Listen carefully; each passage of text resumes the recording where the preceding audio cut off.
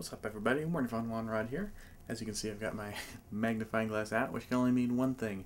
I'm exploring the obscure liner notes of a few cassette albums here, because I'm going to talk about today the twilight years of a group No Face. I've already covered their early years in a previous video. Now we're going to go to the farther end of the spectrum. So it all started with this single right here, Return the Crazy One by Digital Underground, their Humpty Hump anthem, following, of course, the Humpty Dance and No Nose Job. This was their new one. They had one for each album, pretty much. This was for album number, well, 3 or 4, depending on whether you consider the same song EP an album of theirs.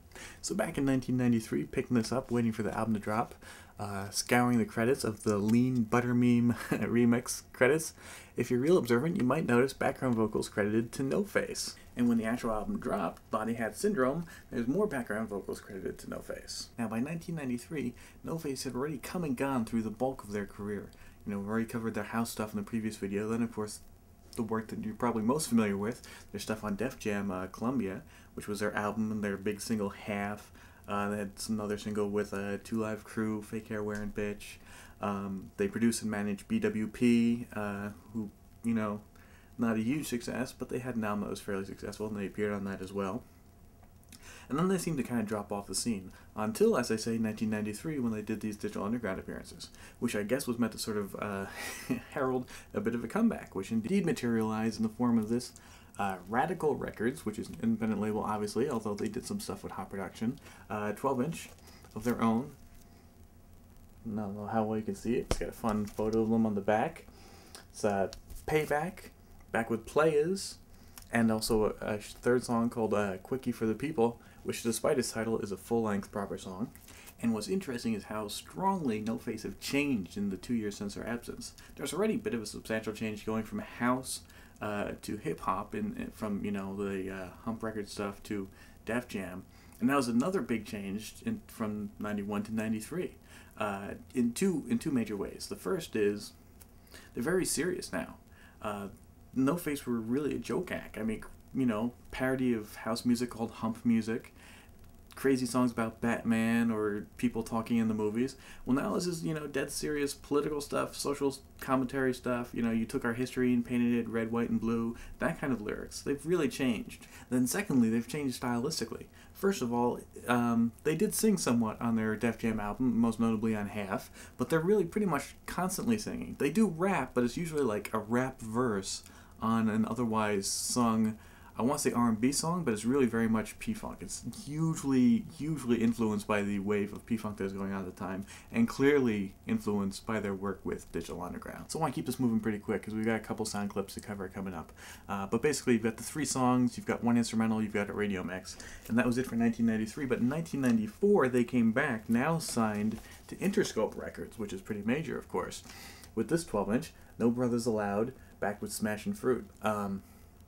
And as you can kind of guess by the title, No Brothers Allowed, they're as serious and kind of socially conscious now as ever. Stylistically, again, they're singing much more than rapping. They sound so much like Digital Underground. I suspect Digital Underground co-produced this. In fact, it even really sounds like Shock G is singing on this. It's just kind of a fugly sticker cover, but if you want to see, the cassette maxi single did actually come with a picture cover, so there you go. That's the 2 guys, No Face. Proper picture cover there you wouldn't get with the 12-inch. The track listing, though, is the same for either one. You basically get a couple instrumentals, a radio version, 2 versions of No Brothers Allowed, the original LP version, although the LP never actually materialized, and the Mike Ross remix. And the only difference really between the Mike Ross remix and the original is the fact that the Jazzy Fat Nasties sing on the hook, which, frankly, sorry ladies, but you can kind of do without them. And then the B-side, Smashin' Fruit, which is slightly more hip-hop than their other stuff. You know, it still sounds kind of Digital Underground-y, but there's more rapping than singing. One other reason why the cassette single is interesting is because it mentions in small print here at the bottom from the forthcoming album, Keepin' It Real. So sadly, this is pretty much the end of No Face. Worth tracking down, some good stuff. Definitely some more kind of neo-soul, P-Funk kind of stuff rather than straight hip-hop, but still cool if you can get into that sound. So that's it. Till next time, Werner Von Rod. Peace out.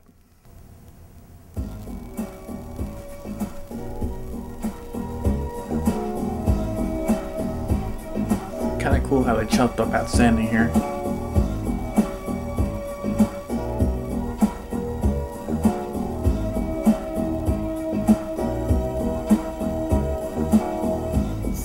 tired of seeing now what babies die. We're not gonna take it.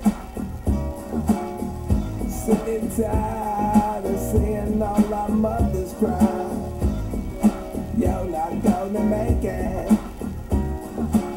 And now it seems bullet, blood, and the screams. It's just a part of living. And the man's coming to our neighborhood and taking and not giving, but payback is a mother.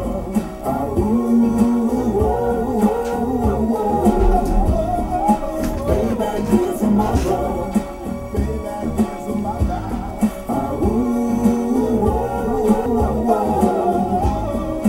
Payback is a mother.